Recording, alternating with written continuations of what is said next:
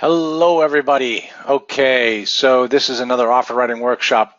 I am not going to go into the cash flow analyzer on this particular discussion, but what I want to spend some time with is talk to you about exactly how to analyze a property package from a broker. All right. So here, this actually came over from one of my students. It's a great little analysis as far as the Marcus and Millichap packages go, because Marcus Millichap, their packages tend to be pretty standard. You've seen one, you've seen them all. So I want to kind of walk you through a typical broker property package so that you can take a look at it and understand what you need to be looking for. So here you have an offering memorandum from the name of the property is Sheldon Palms, Tampa, Florida.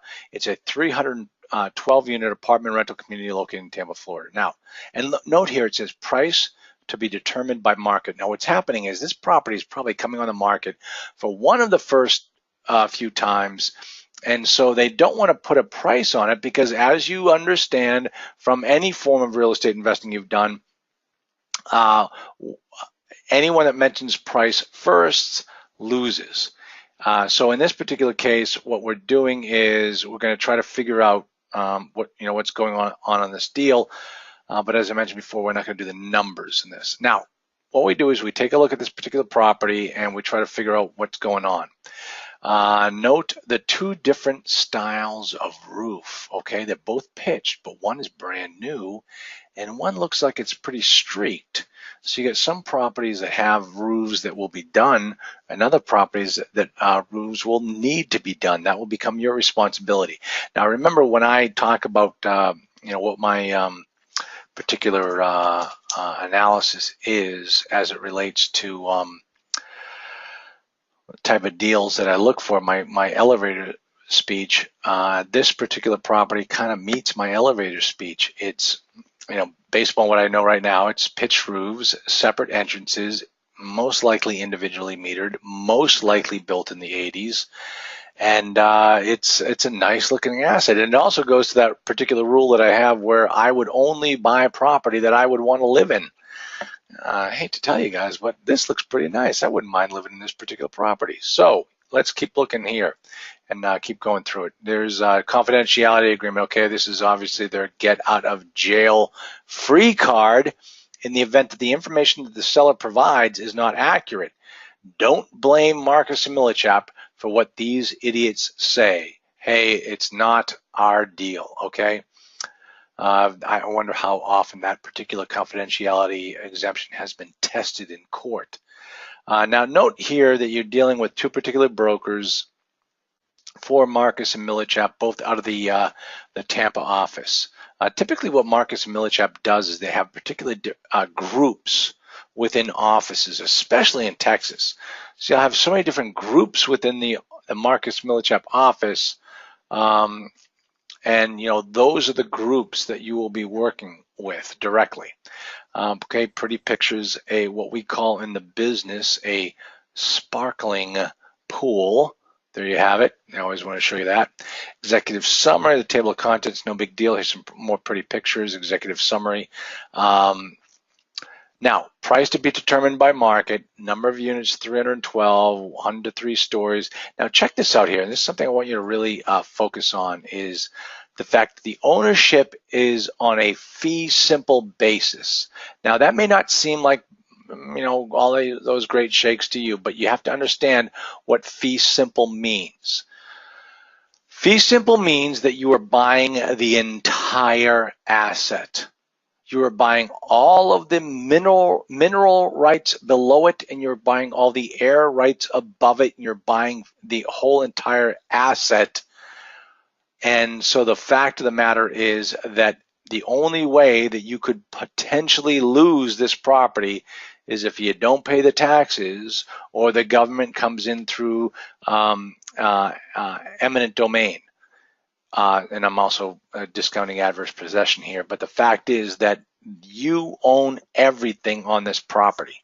Now, why is that important? Why is it important for them to put that particular statement on the offering summary?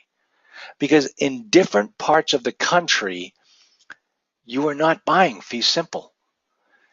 Up here in the Northeast where I'm located, you're buying fee simple. It's just like, why would you even put that on there? Of course we're buying fee simple.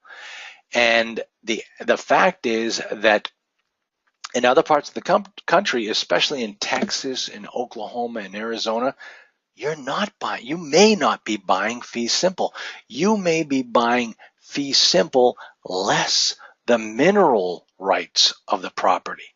In other words, the previous owner or some other previous owner may have said, you know what, I'm going to sell the mineral rights of this property to an oil company, and they are going to own that property. Now, I remember one time I was dealing with a particular deal in Fort Worth, Texas, and the guy said, well, you're not going to be buying the mineral rights. Like, what do you mean? Well, what I mean is that the previous owner sold the mineral rights to an oil company. I said, are you trying to tell me that somehow they're going to put a oil rig on this property to hit the oil? And he goes, no. The way technology is today is they can put a pump 3 miles away and hit under your property. And they will tell you if they're hitting under your property. And then they'll send you a check, a royalty check, based upon the oil that they generate from that. So, okay, so that's how fee simple works, and that's how you want to make sure that when you're looking at a particular deal, that's what you're getting. Now the thing is, the unit mix: 84 one bedroom, one baths, 72 one bedroom, one bath dens, 84 two bedroom, two baths, and 72 three bedroom, two baths. So it's almost like 50-50. The one bedroom, one baths issue, that's always an issue because one bedrooms, people tend to move in and out. It's almost like a hotel room. In this particular case, they have a den on some of those one bedroom, one baths. You wonder if they're just oversized second bedrooms, and that's the case. Now, two bedroom, they have 84, so it's equal number of one bedrooms versus 2 and 3 bedrooms. These are pretty big, 1,000 units, 1,000 square feet for a 2 bedroom, 2 bath. That's a good size unit, man. These are big bedrooms. So these are probably nice units once you get inside of them. All right, interest in terms of sale property. Okay, check this out. The property is being offered free and clear of debt. What does that mean?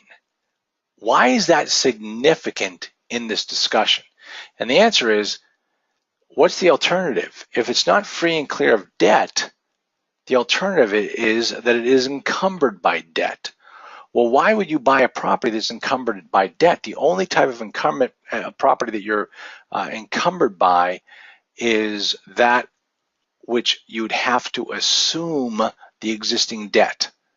And so what they're saying here, by making the statement that the property is free and clear of debt, is that you're not assuming the debt.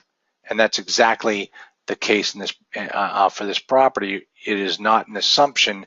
You get to come to the table with your own first mortgage. So you get to go out and negotiate a new first lien on the property. And that's good. That's a benefit because, if you've been in any of my classes, you know how I feel about assumptions. Assumptions are nightmarish. I can't stand them. They're burdensome, and you should be paid to do an assumption by the seller. In this particular case, no assumption, free and clear of debt. Okay, let's move on. Pretty picture. More pretty pictures. Okay, listen, I'm not going to go too much through this, but the fact of the matter is that most of this stuff is blah, as I call it, blah, blah, blah. Now, the only real thing that you might want to think about to make this better is this particular paragraph. The property has recently undergone significant unit renovations on approximately 85% of the units in the community, which includes resurfacing of countertops. So they didn't replace the countertops, they just resurfaced them, cabinetry and vanities, as well as new vinyl and carpet flooring with new faucets and light fixtures being installed. While these unit improvements have achieved higher rent levels, there still lies significant rental upside with continued unit renovations on the remainder of the community and ability to raise rents even further with additional unit upgrades. Based on the most recent survey, units are renting anywhere from 50 to 100% below the competitive set, making Sheldon Palms an ideal candidate for a property improvement. Additionally, the property was fully painted in 2012, and five of the roofs have been replaced. Okay, only five. Remember, look at that first picture. We could easily tell that one of the roofs had not been replaced. Now, also keep in mind that only 15% of the units still need this particular type of upgrade. So we can only upgrade 15% of the units to capture this additional revenue that may exist out there. And the thing is that now they're saying, based on the most recent survey, units are renting from $50 to $100 below the competitive rent. Okay, that's great, and we will put that into our cash flow analyzer for years down the road in our hopes to build value and drive value on this property. But as far as it relates to what we do here, as far as what it takes to deal with this particular matter on the $50 to $100 increases, is you are not going to take those numbers into consideration when you are doing your analysis, because it's not your money and it's not his money. It's potential money that you may capture in the future. And if you capture it in the future, bravo to you and your grandchildren or your children. But up to this point, you are not going to use those numbers in any way, shape, manner, or form to determine the value of this particular property. Okay? Now, let me just, I know I'm on the, I know I talk quite a bit here, but if anybody has any questions, just type them into the question box and I'll be more than happy to chat with you. Okay. All right. So let's see. Next thing, let's go run through their investment highlights. It's a B-class unit. Okay. Now, it's built in 96. Here's my issue here. If the property is built in 96, in my estimation, we're talking about a B+ type property, not an A, more of a B+. But he is telling us that this particular property is more of a B property. Now, the reason why I have an issue with that is because this guy knows the Tampa market better than I do. And if he's telling me that this particular property is a solid B, not a B+, that tells me that I've got a lot of a competition at the A level.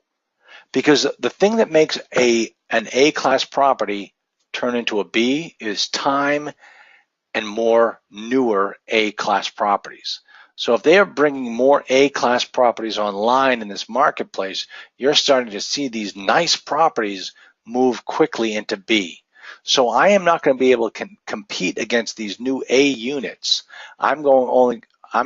This is a solid B-class property, and that's all I'm going to be able to compete against. So keep that in mind when you look at this, is that you want to check out and determine exactly what's the market out there for this type of that I'm competing against in this particular marketplace.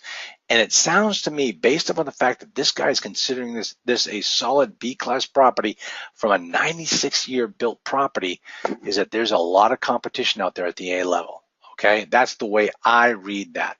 Spacious units, just averaging under 1,000 square feet. I agree with that. Significant unit renovations over the last few years. Okay, fine. Diverse unit mix of 1, 2, and 3 bedroom. Well, not that diverse. I mean, most of them are 50% of the ones, and the other 50% of it are 2 and 3 bedrooms. And the thing is, when you're dealing with one unit properties, you're dealing with more turnover. I mean, it's tougher to move families out of properties than it is to move a divorcee out of a property. Okay. Opportunity to increase rents between $50 and $100. Okay, that's fine, but that's wishful thinking. If that were so easy, why aren't you doing it? All right, now, folks, I've actually gone through this, and this, watch what I do as I go through this particular section. Blah, blah, blah, blah, blah, blah, blah, blah. Okay, now understand that I just kind of blah, blahed my way through that. If you decide to move forward with this particular deal, all of that stuff that I just said blah, blah about, you're going to copy and paste, and you're going to put into your offering memorandum. That's good stuff. I don't need to know it right now because I'm assuming that I already know the Tampa marketplace. But when it comes time to building my offering memorandum for my investors, I am going to do nothing more than cut and paste what I just showed you into my offering memorandum. Why reinvent the wheel? That stuff is good information. Local destinations, blah, blah, blah, blah, blah, blah, blah. Okay, property summary. Let's see if we can find anything of an import here, of importance here. I'm just going to check to see if we have any questions. Okay, good. No questions so far. Good, good, good, good, good. Okay. God, a lot more people just joined the call. I'm excited. Okay, year built, 1996. I like that, guys. 1996 is a good year. This is a nice property. Fee simple ownership. Oh wait, jump down. Foundation, slab, wood frame, framing, exterior, stucco. Okay, central air, HVAC. Okay, gosh, this is a good, nice property. It's good stuff. I like this. Clubhouse, fitness center, lightest tennis courts. Oh, who doesn't want to live here? Who does not want to live here? Look at these pictures and tell me, wouldn't you love to have a nice apartment down here in Tampa in this place? Yeah, I would. Look at here, some of the pretty pictures, Okay, nice conservation area, pretty pictures. Nice map. Nice map. Okay, now I love these maps. Now let me tell you something. If you do not have Google Earth, you have got to put Google Earth on your computer. Because if you're, if you're looking at any particular deals in a marketplace that is not in your own backyard, you really need to have Google Earth, because you will be able to type in that address and go into that particular address through Google Earth and figure out exactly what's going on in that marketplace. Now take a look at this. Where's your competition? I'm going to stop right now just to see who's live on the call, and I'll put up my questions box, and I'll say I want you to answer this question. Who can answer this question? Look at this picture and tell me who's your competition. I will wait. Go ahead. Got a lot of people on the call. Tell me. I'm waiting for your answer. Who's going to type into the question box first? Where's my competition in this property? Hello? Who's going to tell me? I'm going to start taking you guys off mute and making you speak out loud. Maybe I should do that, unless somebody types something into the question box and answer into the question box. All right, fine. You're going to make me take you off mute? Who can I pick on? Should I pick on Carol Ballou? How about John Piskowski? Come on, guys. No one's going to answer this question. Okay, fine. I'll let you all off the hook. The answer is, look in this picture right here. And this is the beautiful thing about Google Earth. There is no competition. This is the only apartment complex in the area. It's surrounded by single-family homes. If someone cannot afford a single-family home or moving out of a single-family home, this is the only show in town in this particular neighborhood. I like that. This is a good deal. This is a nice particular property to look at. That's why Google Earth can be so incredibly important as you're sitting there looking at deals that are not in your marketplace. Okay. Next thing, pretty pictures.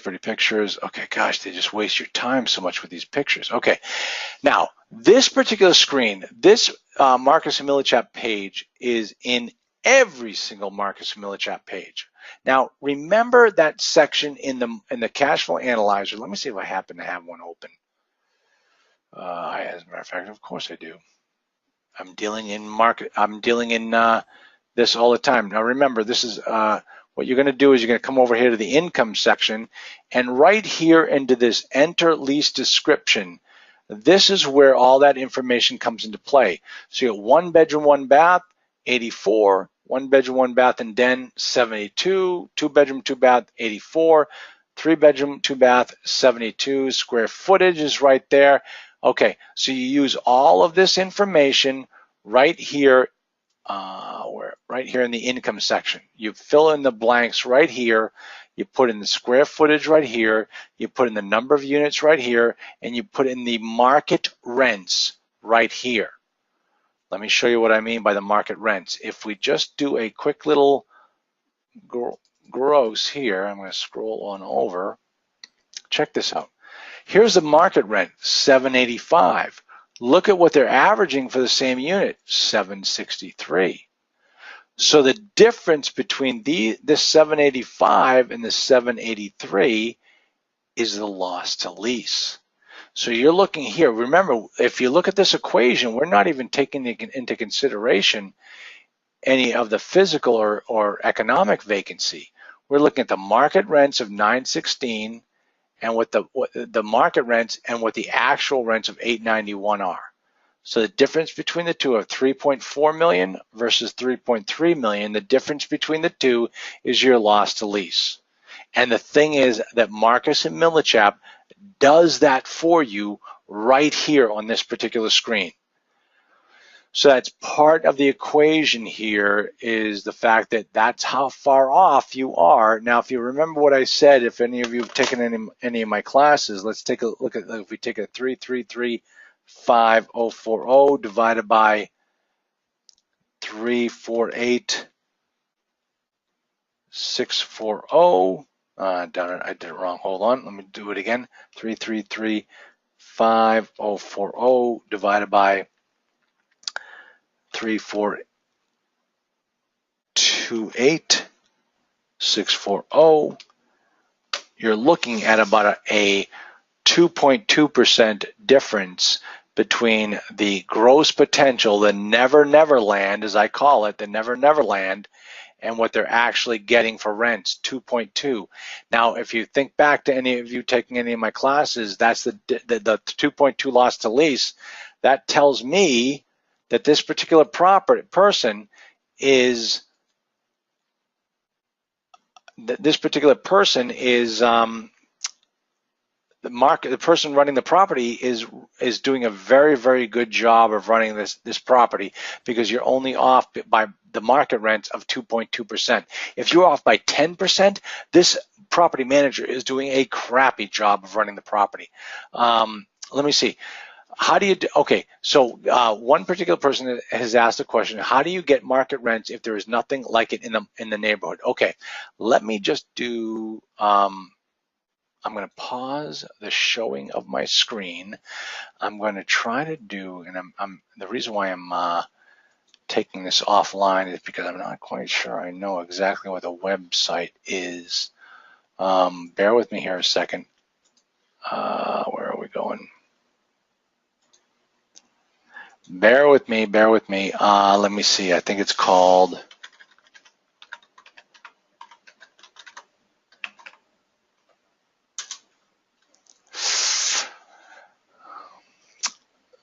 Here. If this works, you will be very happy that I did this. If it doesn't work, well, we'll figure out how to solve this particular problem. So I'm trying to answer the question here. Oh, I think I did it. Okay, perfect. All right.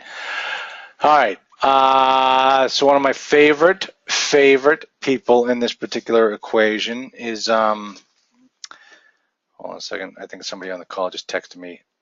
I'm just listening. Okay, that's fine. Okay.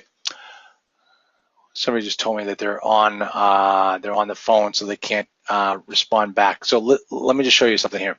One of my favorite people, who's always keep me so incredibly honest here, is she just asked the question: how do they get to market rents if there is nothing like it in the neighborhood? And the answer is right here. This particular property called Rentometer. Okay, I recommend you guys use this all the time. Let me tell you something. It's not exact, it's not scientific, but it's pretty darn accurate. It tells you exactly what's going on a particular in a particular marketplace. So let's go back and do a quick little search here, and let's find the address for this property.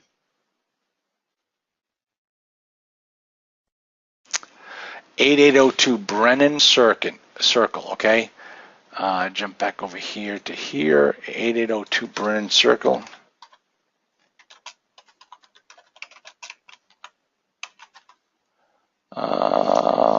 Tampa, Florida. There it is right there. Pops right up. Rent I am paying. What did he say the rent was? Let's go back and figure out exactly what he said the rent was. Where's our pretty little number here? So the website you're looking for is rentometer.com. If you're ever doing market surveys, and he says the market rent is, let's see, he's paying $763. All right. So if we come back here and say $763 for a 1-bedroom, right? It's a 1-bedroom, 1-bedroom. How do we do? Are we in the marketplace? And they're telling me that in that area, my rent is pretty darn close to market. I don't have a whole lot of room in that number. At $763, I'm pretty darn high. You like that, folks?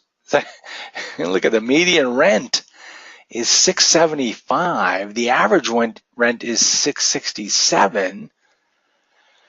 Man, this is not going to be a value play based upon pumping the rents. Wow. All right. Anybody excited about that particular website? It's pretty good stuff, huh? Rentometer.com. It tells you exactly how you're looking. All right. So that should give you an idea, my friend, as to how to figure out if your rents are in market. Rentometer.com. Now understand something, and you're going to see this in just a second as I continue to go through the property package, is that you really need to analyze, you really need to know the market. You need to do a lot of analysis as to exactly what's going on. Yeah, you know, Mike just asked the question, does Rentometer have an FAQ that explains how they got to their numbers? I think they got to their numbers mostly by people sending in their own information, which obviously becomes an issue with the quality of the information. You really need to get back and dig down, because guys, if you're looking at a particular market, you had better darn well be an expert in that market as to what the average rents are. You should know just by looking at it, like, oh, these rents are low. If you go back on my group coaching call archives, I think it's group coaching call number 19. I'm not sure, but go back and check it out where you talk to Paul Worcester, a guy who owns 2,800 apartment units. That guy knows his market, and he will tell you right from the beginning, this is what it takes. And this particular property is a good deal because I know the rents are below what they need to be. So that's what you want to do. That's how you want to analyze it. Okay. So hopefully, Mike, that answers your question. You've got to be an expert. You really do need to be an expert in your situation. Okay. So let's get back to Marcus Millichap. We're looking at their financial analysis. This page, you will see this page on every one of their groups, on any one of their property packages, and this information is so easy. Once you see this page, you know to go to the go to the income section of the cash flow analyzer and use the information in this particular page to stick into the cash flow analyzer. It's all right there for you. Okay, next page. Now, folks, here's where they get funky. Check this out. February 15th, February 2015, trailing 3-month actuals. Okay. All right. 3 months. You're only going to give me 3 months, and then you're going to annualize it. And then year 0, Marcus and Millichap actuals. Well, what's year 0? Year 0 is today. Because look at over here, year 1 is next year. If you do everything we think you can do, we think our projections are going to be accurate right here. Well, the fact of the matter is, all I care about is this number right here, the February 15th trailing 3-month actuals. Folks, I don't care about 3-month actuals. This asset, based upon what it looks like, is a performing asset. This is a pretty property. Well, if it's so pretty, why are you only showing me 3 months of the actual financials? Show me 12 months. You know what I say. My mother always said you need to see a woman in all 12 months before you marry her. And the fact is that they're only showing us 3 months. And this is a performing asset. What the hell are they hiding? What's gone on this property? They are not telling me. I cannot make a decision on this property based upon this particular, these financials that they're giving me. All right. Look at February 15, 2015, trailing 3-month actuals. Same thing. Where's my numbers? I need to know the actual numbers in this property. Why are you only showing me 3 months? And of course, they give notes and assumptions. I'm not going to go into this, but this will be very interesting to read to find out why they're coming up with their assumptions, why they're coming up with all this stuff. As you can see, they're going to be footnotes right here. 17. Let's see. Controllable payroll, footnote 17. Look at year 0, Marcus and Millichap, 276, trailing 3, 171. What does footnote 17 say? All right. Payroll trailing is based on the information in the income and expense statements. Year 0 and year 1 assumes 1 full-time property manager, 1 full-time and 1 part-time leasing agent, and 1 full-time maintenance supervisor and 2 full-time maintenance techs. Okay. That's what you guys are assuming. So tell me something. What do they have now? They're only spending 171. You guys think you should spend 276. And if we spend, according to you, if we spend 276, we're only spending $885 per unit per year. What's my rule of thumb? My rule of thumb is at least $1,000 per unit per year. $1,000 per unit per year. But the thing is, with the new Obamacare, it's going to be closer to $1,300 per unit per year. So either one of these two numbers, I think, are too low. So I'm not buying these numbers. I'm just not buying the broker's numbers. I think that they're all bullshit. I'm sorry. I'm going to have to make a note of that and delete that comment. Apologize to everybody. So the fact is that you need to use your rules of thumb, my rules of thumb in these numbers to be able to create exactly what the number is, because as you can see, the broker is using 3 months of actuals to make up his story, and it just doesn't work that way. There are notes and assumptions, cash flow. I don't care about this. This page, you can burn this page on my computer because it's all based upon future assumptions. I don't care about any of that stuff. All right, next. Growth rates, I don't care about that either. All right, pretty pictures. Let me see. Gosh, people. Oh my gosh. Somebody just sent me a text message, says, tell it like it is, as far as my use of grammatically incorrect words. Average occupancy, as you can see, their average occupancy has been 95%, or that's what the market is. Subject is below 90, and the average is pretty darn close to around 95%. Okay, good. All right, so why am I low? Why am I low? Why is my property so much lower? Probably because my rents are so much higher. Did you ever think of that? If I plug my numbers into Rent-O-Meter, I'm at the top of the number. Well, guess what? That translates into a lower occupancy. So of course it all just ties together. Makes total sense. Oh my gosh, numbers, numbers, numbers. You guys know how I hate these type of screens. I don't care about any of this stuff. Pretty pictures. Okay, now we're getting into the rent comps, folks. Seriously, are you going to use the broker's rent comps? I mean, he's going to use every rent comp that makes his property look good. I don't care about his rent comps. His rent comps are meaningless. I'm going to go out and get my own. I know that he's using fake numbers to make my property that he's looking to sell me look better. All right, rent comps, and watch, sales comps will be next. Pretty pictures. There's sales comps. Guess what? How much you want to bet our property is below what everybody else is selling theirs for?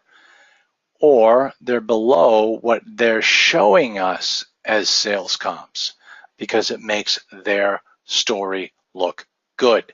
And that's exactly what you want to prevent against. All right, I think I'm coming up to the end of it. Demographic survey, who cares? Okay, hey, folks, here's the situation. Don't believe a word the brokers tell you. These offering memoranda are nothing more than schlick and gloss. You want to get down to the trailing 12 financials. That's all you care about.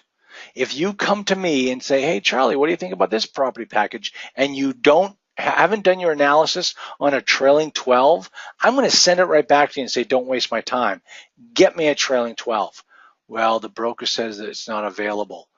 Well, why not? Are we buying only 3 months worth of cash flow? Or I want to see the cash flow over 12 months. That's how I want it to happen. All right. So, you know, these brokers have got these things down to a science. They can make a sneaker look like a shine shoe. All right. And that's how they do it. Don't be tricked into this. Don't be thinking that this is how these deals need to go. Hold on a second. I'm going to blow up someone's question.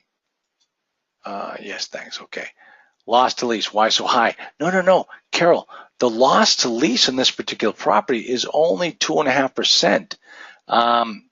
Yeah, Mike Johnson, mother only wants to date someone in 4 years. No. Okay, Mike Johnson just referenced the comment I made about my mother wanting you to see a woman in all 4 seasons before you married her. It took me 4 years to marry my wife, so that's 16 seasons I got to look at before I married her. Now, Carol just asked a question, loss to lease. Why so high? Okay, Mike, thanks. Why so high? No, Carol, the loss to lease is not high on this deal. Let me go back and show you exactly what I mean, because I want you to understand that.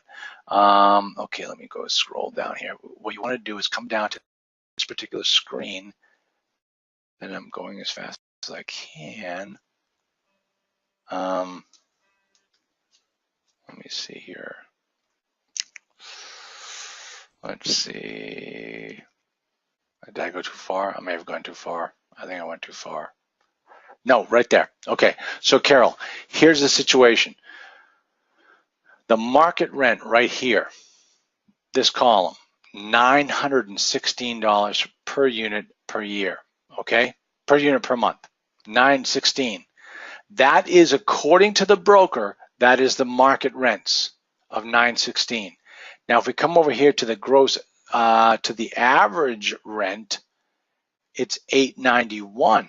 So in other words, what it's saying is that the market is saying that all of our units should trade for $916 per unit per month. But we're only getting $891. So if I take $891 and I divide it by 916, it comes out to be 97.2%. So 2.8% of a loss ratio. So the difference between those two numbers is the loss ratio. And based upon these numbers, it's 2.8%. In my situation, and the way I know it, is it typically takes 3% per year of rental increases to keep you at market. This particular case, it's you're tight. You're at 2.8%. So this particular property, from a loss to lease standpoint, is running very well. All right. So I'm okay with the loss to lease issue. My issue with the rent on this property is that, based upon rent-o-meter, and I just looked at the one-bedroom units. You would look at each one of these units separately. Based upon the one-bedroom units, I am at the high end of the spectrum. I don't have much more room to go on the rent-o-meter section to determine whether I've got a deal or not. All right, so the only way that this particular property is going to make sense to me is if I can steal it. Okay, so that is that story. Now, in this particular case, guys, I know this is a very short lesson, and that's great. We don't have to spend a whole hour on analyzing a property package. You just saw how I went through a property package with Marcus Millichap to determine if we had a deal or not. All right.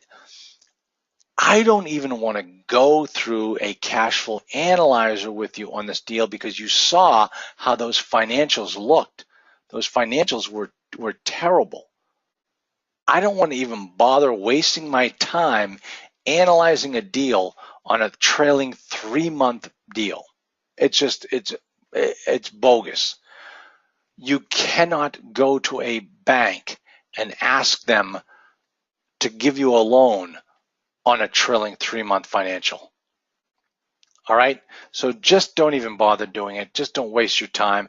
Ask the broker for a trailing 12, and if he says it's not available, you got to ask the question, well, why isn't this available? This is a performing asset based upon what you've told me. So if it's a performing asset, why are we waiting here? Why are we sitting? Why can't you give me that information? So I don't like this deal. I love this property. It's a beautiful property. Great, but we're not in the real estate business. We're actually in the cash flow business. And the cash flow here is based upon this page that you're looking at right now. And I got nothing. I got nothing. I can't make an offer on this. I can't go to a bank on this. I can't go to my private investors on this. I need 12 months of cash flow. Show me something. You show me a heck of a lot of pretty pictures. I don't care. Give me something more. You got to give me 12 months of financials, period. All right. Boy, I apologize, guys. I know that this is I hope this was very informative. Please let me know that it was. If it wasn't, please shoot me an email. You know how to get a hold of me, or shoot me a text. And I will do everything I can to educate you on this particular deal. But this is what you're going to get over. You're going to get a lot of this crap, and I call it crap. And gosh, I wish I could run my personal financial statement the same way that these brokers run these businesses, where I can take my 2010 income against my 2014 expenses and tell the IRS this is what I made this year. But it just doesn't happen that way. You can't do it. Brokers think you can do it. You just can't do it. So don't even bother. Don't even try. Move on to the next one. If this guy can't solve the problem for you, don't even bother. Okay, got a couple questions. Let me take a look at these questions. Okay. Okay, of the property packages you've seen, what percentage gives you less than 12? Oh my gosh. Okay, the question is, out of the property packages that you've seen, what percentage of them gives you less than 12 months trailing? Okay. Any answer I give you, please don't hold me to it, but it's because it's pretty much anecdotal. I would say 95% of them do not give me 12 months trailing. And not only do they not give me 12 months trailing, but here's the real key. And this is where these guys try to bamboozle you every step of the way, and it drives me crazy. And for those of you that attended my session this weekend, I apologize. There was a property package that I wanted to go over, but we just did not have enough time. There was just not a time. I had it all ready to go. We just did not have enough time. But the whole key lesson that I wanted you to learn from that particular property package was that brokers will take trailing income versus trailing expenses and pick and choose which income periods they want to use versus the expense periods they want to use. So they will take the last 3 months of income, annualize it, and then match it against 12 months of expenses. Now you might think to yourself, well, okay, fine. What's the problem with that? Well, here's the situation with that is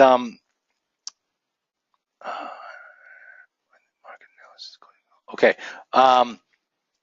Somebody just told me that the market analysis coaching call regarding the micro and macro market data is coaching call number 12. So folks, if you want to go back and check out coaching call number 12, that might help you out understand this a little bit more.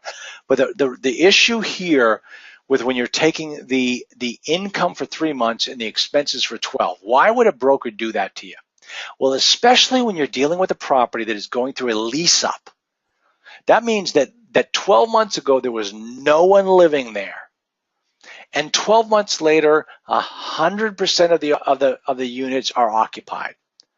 Okay, so what? What does that mean? In your analysis, what that means is that 12 months ago nobody was there taking showers. Nobody was there flushing toilets. So your water and your sewer bill are very low. 12 months later, 100% of the people are taking showers and are flushing the toilets. So your water and sewer bill are very high. Now, if you take your expense number and you divide it by 12, you've spread that number out over 12 months. And it reduces your average per unit expense. But what they then do is they take the income for the most recent 3 months. In other words, the most recent 3 months where you've got the most available income, where you've made more money in the last 3 months than you have on average for the last 12 months. So I'm going to take the last 3 months of income versus the last 12 months of toilet flushing, and boy, have I got myself a very, very profitable property. But that's not how these properties run. You need to take the income and the expense sections for the exact same period of time. That's why I just said that in 2010, my income looked terrible. 2014, my income looked phenomenal. But in 2010, if I could take my expenses for 2014 and use them against my 2010 income, I could send that to the IRS and I wouldn't owe them a dime. But I'd be in jail shortly thereafter. So if we try to do the same things that the brokers do, we go to jail. But these guys end up thinking that they sell properties and bamboozle new investors. Don't fall for it. The income and the expense periods have to match out, or don't even bother with that deal. If they don't match out, what you're essentially looking at is a non-performing asset, because over the last 12 months, this property has not performed. Okay? So hopefully that answered Mike's question. Okay, now let's see what else I got here. Okay, good. Okay, good to go through this stuff. It helps in the long run. And then Carol asked the question, what the heck are concessions? Hold on a second. Do I see concessions here? Yeah, okay. Oh, okay, look at this. Check this out. Okay, all right, look at this. Check this out. They spent $166,000. Holy cow, am I reading that wrong? These clowns spent $166,000 on concessions. Oh my gosh. Carol asked the questions, what are concessions? Come on, Carol, you were in my session this weekend. You know what concessions are. Concessions are when you're giving away the units, the property, the rental units, to get people to move in. And the typical concession you hear people talk about are first month free. Big mistake. Never do that. I always say if you're going to do that, you give them the third month free, only if they pay the first 2 months on time. Another concession that I really like, the only concession I really like is $200 to an existing tenant as a referral for one person moving in. So if they recommend our property to their friend, we'll give them a $200 concession off their rent. That's a great one. But concessions are something you want to stay away from, because you can actually get people, if you offered first month free, that means that you can have a professional concession shopper move into your property.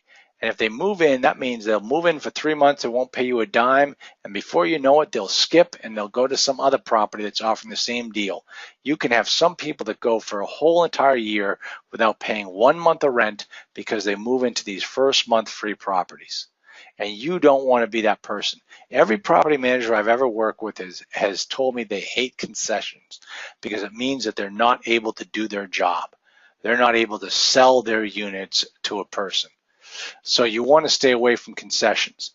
And besides that, if you're looking at buying a property that has a huge line item on it, like $166,000 for concessions, that means that you are going to inherit all of these people who moved into the property because of concessions.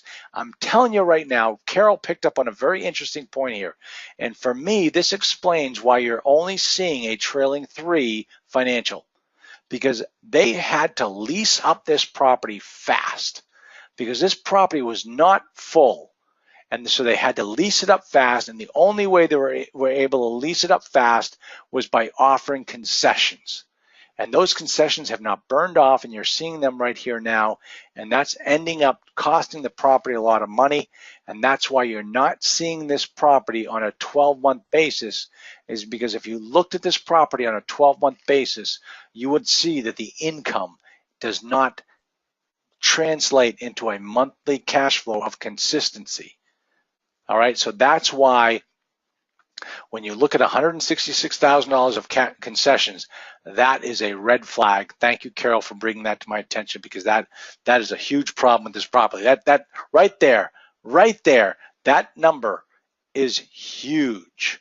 You might want to just sit back and say, this is maybe I don't want to look at this property.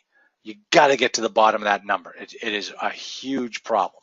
Huge problem. Okay, let me see. Yeah, that's a lot of concessions. So that's definitely something that you want to look at. You don't want to, I mean, that's just, I mean, I got kudos to Carol. Now, okay, so Carol asked what are concessions, and I gave her a hard time over the fact that she came to my class this weekend and should have known what concessions are. Now I'm going to give her kudos for bringing this to my attention, because this is worthy of passing on this deal and saying, forget it, I'm not interested, because that's a real number. That's something you got to dig down deep into to figure out why that's so big. Okay. All right, everybody. I'm looking here and seeing that it is no more questions. I'm going to put this call right up onto the archive site, so you'll have it in no time flat. Anybody has any questions, just shoot me a message. Now, remember, if you're in the owner forum, you can check out to see exactly when your next mastermind call is going to be. That's coming up pretty soon. And so I want to make sure that all of my owner forum members are on those calls, because you've got to get offers out the door this month. That is your job. So that is really it. I hope this was helpful. And next time I will break it down. I will go through a cash flow analyzer software program, and we'll make this thing. You'll see exactly how I make an offer.